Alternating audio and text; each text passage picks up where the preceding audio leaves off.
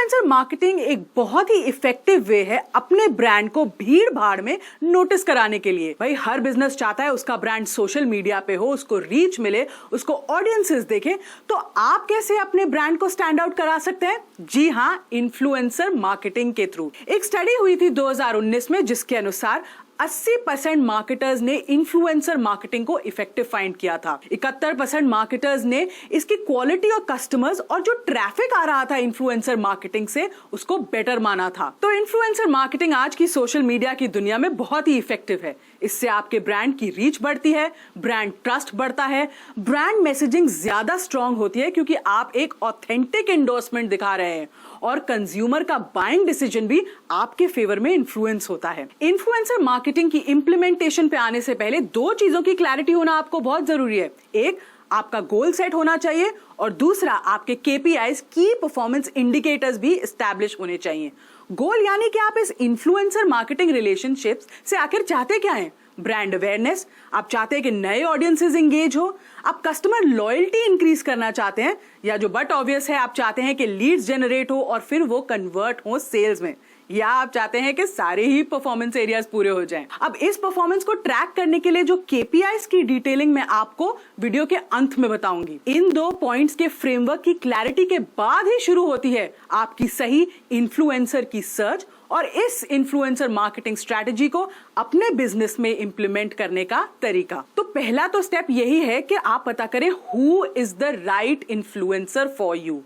आपके ब्रांड और इन्फ्लुएंसर की ऑडियंस प्रोफाइल करीबन सेम होनी चाहिए। इसका मतलब है कि इन्फ्लुएंसर की ऑडियंस आपके ब्रांड को, आपके प्रोडक्ट्स और सर्विसेज में इंटरेस्टेड होगी और आप उस ऑडियंस के साथ एंगेज कर सकेंगे अपनी सेल्स बढ़ाने के लिए।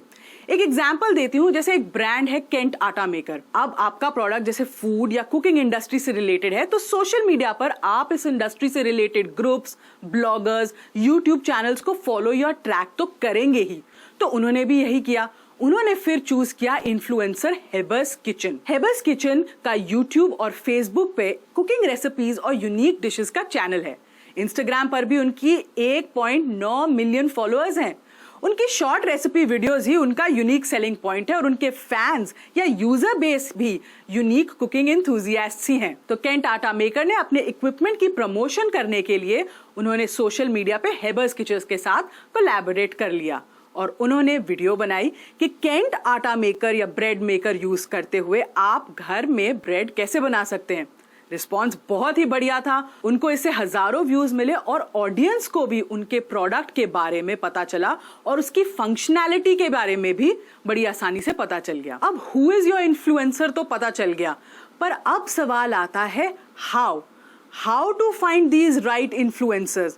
तो यही है हमारा दूसरा स्टेप। इन्हें ढूंढते कैसे हैं, क्योंकि आजकल तो इतने सोशल इन्फ्लुएंसर्स हो गए हैं कि बिजनेसेस कंफ्यूज हो सकते हैं। तो इसके भी 3 तरीके हैं आपके पास। आप अपनी इंडस्ट्री से रिलेटेड इन्फ्लुएंसर्स, ब्लॉगर्स, वीलॉगर्स जो वीडियो ब्लॉग्स बनाते हैं उनको ट्रैक कीजिए, फॉलो कीजिए, उनकी पोस्ट्स पर आप कमेंट करें, उनसे इंटरैक्शन बनाए रखें, क्योंकि अगर आगे चल के आपको उन्हें अप्रोच करना हो अपने ब्रांड के लिए तो एक रिलेशनशिप ऑलरेडी बना हुआ होगा। अच्छा, ये भी जरूरी है और एनालाइज कर लीजिएगा कि उनके फॉलोअर्स उनकी किस पोस्ट पर कैसे कमेंट्स दे रहे हैं, क्योंकि इसी से आपको पता चलेगा कि क्या वो फॉलोअर्स आपके ब्रांड के साथ एसोसिएट होने के लिए रेलेवेंट हैं और इसीलिए क्या वो इन्फ्लुएंसर भी आपके ब्रांड के साथ एसोसिएट होने के लिए रेलेवेंट है। दूसरा तरीका है ढूंढने के लिए, हायर अ सोशल मीडिया और एन इन्फ्लुएंसर मार्केटिंग एजेंसी। तो ये क्या रोल्स करते हैं? ये आइडेंटिफाई करते हैं इन्फ्लुएंसर्स को, कंटेंट क्रिएटर्स को आपके ब्रांड के बिहाफ पे। ये नेगोशिएट करते हैं रेट्स इन्फ्लुएंसर्स से। ये ऑफर करते हैं कि ये आपके साथ ब्रांड कैंपेन की स्ट्रैटेजी भी बनाएं ताकि मैक्सिमम एंगेजमेंट और ऑडियंस रीच हो सके। ये आपके इन्फ्लुएंसर्स की पोस्ट्स अप्रूव भी करते हैं पब्लिश होने से पहले।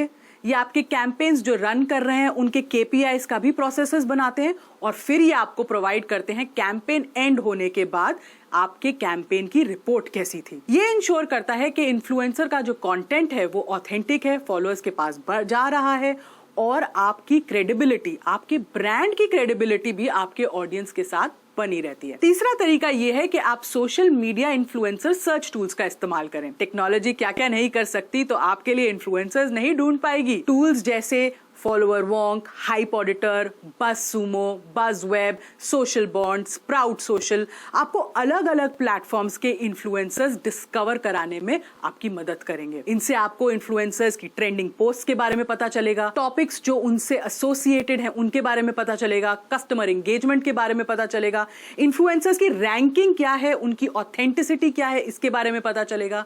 अलग अलग इन्फ्लुएंसर्स का कंपैरिजन भी मिलेगा उनके फॉलोअर्स एंगेजमेंट लेवल के बेसिस पर। ऑडियंस क्वालिटी स्कोर्स भी पता चलेंगे, जिससे आपको ये आइडिया हो जाएगा कि इस इन्फ्लुएंसर की ऑडियंस आपके लिए रेलेवेंट है या नहीं। इन 3 तरीकों से आपको ये तो पता चल गया कि इन्फ्लुएंसर्स ढूंढते कैसे हैं, उसको इंप्लीमेंट कैसे करें। पर इन्फ्लुएंसर मार्केटिंग में अब आपको एक बड़ी इंपॉर्टेंट चीज डिसाइड करनी होती है कि कौन से सोशल मीडिया को प्लेटफॉर्म्स को आप चूज करें। तो हमारा तीसरा जो स्टेप है वो है which social media platforms to choose from. अब बहुत सारे सोशल मीडिया प्लेटफॉर्म्स हैं, तो सबसे फेमस और इंपॉर्टेंट वालों की बात कर लेते हैं। फेसबुक, मेजॉरिटी सोशल इंटरैक्शन के लिए इसे यूज करते हैं, सबसे ज्यादा पॉपुलर मीडियम भी है, विजिबिलिटी भी काफी हाई है और फ्लेक्सिबिलिटी भी है आपके पास कि आप अपना कंटेंट कैसे डिजाइन करना चाहते हैं। लिंक्डइन, अगर आप ज्यादा प्रोफेशनल, ज्यादा बिजनेस इंटरैक्शंस करना चाहते हैं, अगर आप किसी कम्युनिटी को टारगेट करना चाहते हैं, तो आप अपनी पोस्ट और अपनी मार्केटिंग लिंक्डइन पे कीजिए। ट्विटर सब ट्रेंड्स, एनालिसिस, अनाउंसमेंट्स के बारे में है। अगर आप सोशल ऑडियंसेस के साथ एंगेज करना चाहते हैं, ओपिनियंस जनरेट करना चाहते हैं, तो फिर आप अपना कैंपेन ट्विटर पे कीजिए। इंस्टाग्राम, बहुत ही यंग, टारगेटेड और रेलेवेंट ऑडियंस होती है इस प्लेटफॉर्म पर। आप images, banner, posters, infographics, videos और अब इंस्टा स्टोरीज से भी अपनी टारगेट ऑडियंस से इंटरैक्ट कर सकते हैं। YouTube आपको हेल्प करता है डिलीवर करने में हाई वैल्यू वीडियो कंटेंट, जिससे आप अपनी ऑडियंसेस को एजुकेट कर सकते हैं और अंडरस्टैंड करा सकते हैं अपने प्रोडक्ट्स के बारे में। इन डायनामिक्स के साथ एक चीज तो पक्की है कि आप हर सोशल मीडिया प्लेटफॉर्म पर इक्वल टाइम, एफर्ट या पैसा नहीं लगा सकते और आपका सिलेक्ट किया गया इन्फ्लुएंसर भी इतने सारे मीडियम्स पर इफेक्टिव नहीं हो पाएगा। तो इसलिए 1 या 2 चैनल्स चूज करें जिससे आपको रिजल्ट्स भी अच्छे मिले और आपकी कन्वर्जन्स भी हो पाएंगी। चलिए अब आ जाते हैं बड़े इंपॉर्टेंट पॉइंट पे, वो है इन्फ्लुएंसर प्राइसिंग। जब आपने सोशल मीडिया चैनल चूज कर लिया, आपने अपना इन्फ्लुएंसर कौन है वो भी चूज कर लिया, आपने उसके साथ कैसा कंटेंट बनाएंगे उस पर भी विचार कर लिया, पर अगर ये सब आपके बजट में नहीं फिट हो रहा तो आपकी सारी स्ट्रैटेजी जीरो है। अब आप 3 टाइप के इन्फ्लुएंसर चूज कर सकते हैं और इनमें ही छोटे ब्रांड्स के लिए भी बहुत ही इंटरेस्टिंग ऑप्शंस आने वाले हैं। या तो आप जनरल इन्फ्लुएंसर चूज करें जो पॉपुलर है, उसकी बड़ी फॉलोइंग है, बेसिकली उनका फेम ही आपके ब्रांड को एक्सपोजर दिलाएगा। दूसरा जो इन्फ्लुएंसर होता है वो एक इंडस्ट्री इन्फ्लुएंसर होता है। इन लोगों की भी लार्ज फॉलोइंग होती है पर काफी टारगेटेड ऑडियंस होती है एक स्पेसिफिक इंडस्ट्री की। ये सोशल मीडिया पर इजी टू फाइंड होते हैं और जनरल इन्फ्लुएंसर्स से काफी कॉस्ट इफेक्टिव भी हो सकते हैं। तीसरा और ये स्मॉल बिजनेसेस के लिए सबसे इंपॉर्टेंट कैटेगरी है इन्फ्लुएंसर्स की, ये है नैनो एंड माइक्रो इन्फ्लुएंसर्स। ये आपके बजट में भी फिट होता है और हाई इंपैक्ट भी देता है। नैनो और माइक्रो इन्फ्लुएंसर्स के 1000 से लेकर 1 लाख फॉलोअर्स होते हैं जो अपने फील्ड में एक्सपर्ट हैं।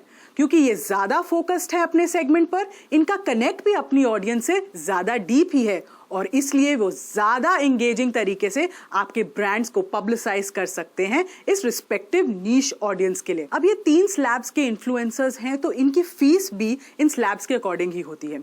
मेगा या जनरल इन्फ्लुएंसर्स जो होते हैं वो ज्यादातर फी बेस्ड मॉडल पे चलते हैं। इसमें क्या होता है, आपको इन्फ्लुएंसर को एक फी देनी पड़ती है इन एक्सचेंज ऑफ आप उनसे क्या कवरेज चाहते हैं अपने प्रोडक्ट या सर्विस के बारे में, या आप फी देते हैं उसको अपने फॉलोअर बेस और एंगेजमेंट के बारे में। अब कैसी एंगेजमेंट होगी, टाइप ऑफ एंगेजमेंट बहुत ही इंपॉर्टेंट है।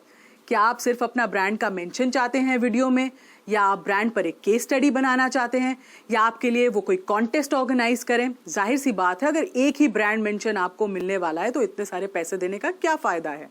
इसलिए आपको अपनी टाइप ऑफ एंगेजमेंट और ये एंगेजमेंट कैसे करनी है और ये इन्फ्लुएंसर उस पर कितना टाइम स्पेंड कर रहा है, उसने कैसी वीडियो बनाई है, उसने कैसा एडिट किया है, उसने कैसा डिजाइन किया है, इस पूरी स्टोरी टेलिंग को देखते हुए आपको उनकी फी का स्ट्रक्चर डिसाइड करना चाहिए। दूसरा मॉडल जो आप यूज कर सकते हैं वो कमीशन बेस्ड हो सकता है। नैनो और माइक्रो इन्फ्लुएंसर्स कमीशन मॉडल पर भी काम करते हैं। अगर आपकी सेल्स हुई है या एक एक्स अमाउंट की लीड्स जनरेट हुई हैं तो आप उनको उसकी कमीशन दे सकते हैं। तीसरा मॉडल अगर आप चाहें गिफ्ट्स या बाटा के सेंस में यूज कर सकते हैं। इसमें क्या है, आप इन्फ्लुएंसर को एक प्रोडक्ट या सर्विस फ्री में दे रहे हैं। अगर आप फैशन इंडस्ट्री से हैं तो आप अपने इन्फ्लुएंसर को हर महीने एक फैशन हैम्पर भेज सकते हैं। चौथा प्राइसिंग मॉडल जो है वो CPM 1 कहलाता है। इसका मतलब है कि आप एक सर्टेन फी हर 1000 व्यूज के लिए अपने इन्फ्लुएंसर को देंगे। ये बहुत ही कॉमन मॉडल है और ये सोशल मीडिया पर काफी रेलेवेंट है। अब आपको प्राइसिंग की तो नॉलेज हो ही गई है, तो हमारा आखिरी इंप्लीमेंटेशन स्टेप है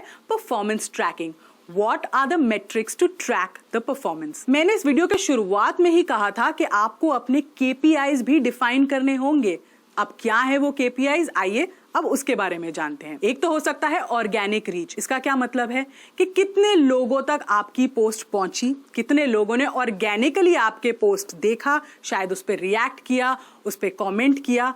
एक कैंपेन हाईली सक्सेसफुल होता है जब उनके व्यूज काफी जनरेट होते हैं। दूसरा KPI हो सकता है यूजर जनरेटेड कंटेंट। अब यूजर जनरेटेड कंटेंट क्या होता है, जो ऑडियंस ने आपका कंटेंट देखा है वो उसको कैसे शेयर कर रहा है, उस पर क्या सेंटिमेंट एनालिसिस है उनका, क्या वो सेंटिमेंट पॉजिटिव है या नेगेटिव है, कितने प्रोडक्ट मेंशंस मिले हैं आपको, कितनी बारी आपका हैशटैग ट्रेंड किया गया है। अब जो डायरेक्ट नंबर्स से रिलेटेड आपके KPIs हैं, जैसे कितने नंबर ऑफ डाउनलोड हुए क्लाइंट के ऐप के, साइनअप्स कितने जनरेट हुए हैं क्लाइंट की वेबसाइट पे, क्या कोई सेल्स में कन्वर्जन्स हुई हैं, कितने टाइम्स आपने जो प्रोमो कोड फ्लैश किया है उसे यूज किया है ऑडियंस ने कैंपेन के दौरान। तो ये जो क्लिक्स और साइनअप्स हैं ये रेफर करते हैं कि कितने लोगों ने फॉलो अप किया है आपकी इन्फ्लुएंसर की पोस्टिंग के बाद। इवेंचुअली यही डिटरमिन करता है कि आपका कैंपेन कितना सक्सेसफुल रहा, सेल्स कन्वर्जन्स हुई हैं कि नहीं हुई हैं। तो अब जब हमने इन्फ्लुएंसर मार्केटिंग की इंप्लीमेंटेशन स्ट्रैटेजीज को समझ लिया है तो एक एंटरप्रेन्योर और स्मॉल बिजनेसमैन के लिए ये कैसे फायदेमंद है। ये एक कॉस्ट इफेक्टिव मार्केटिंग कैंपेन है। स्मॉल बिजनेस के लिए जो इन्फ्लुएंसर्स हैं उनके साथ कैंपेन करने से कम पैसे में इंपैक्ट भी मिलता है और टारगेट ऑडियंस भी। ये कंज्यूमर्स के दिमाग में, उनकी मेमोरी में रहता है। इससे आपको रीपोस्ट, रीशेयर भी कर सकते हैं। तो क्या है कि कुछ समय बाद भी अगर आप चाहें तो अपने ब्रांड को दोबारा कस्टमर्स के माइंड में डाल सकते हैं, जो टीवी और प्रिंट जैसे मीडियम्स में तो बिल्कुल नहीं हो सकता, क्योंकि उसमें तो एक बार ऐड आई फिर पता नहीं कब आएगी। टीवी में रेपुटेशंस करनी है तो भाई पैसे ज्यादा लगाने पड़ेंगे। तीसरा, आपकी ब्रांड लॉयल्टी जल्दी बनती है। रेगुलर एंगेजमेंट से धीरे धीरे ही सही पर ये लॉयल्टी बढ़ेगी ही। चौथा, ये एक फोकस्ड एडवर्टाइजिंग टेक्निक है। इन्फ्लुएंसर के द्वारा आप अपने सही ऑडियंस, सही एज ग्रुप, सही ज्योग्राफी के कंज्यूमर्स को टैप कर सकते हैं। और पांचवा, आप इसका ROI ट्रैक कर सकते हैं और ये उन मेट्रिक्स की मदद से हो सकता है जो अभी अभी हमने एक्सप्लेन किए हैं।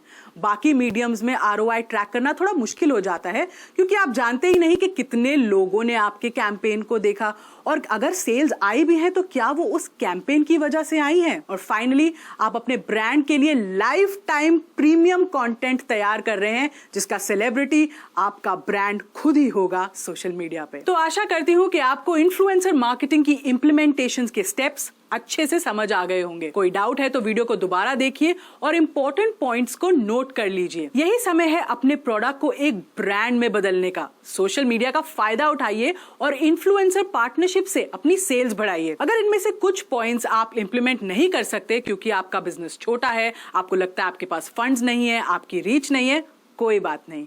नॉलेज का कोई मूल्य नहीं होता। क्या पता कब आपको ये इन्फॉर्मेशन काम में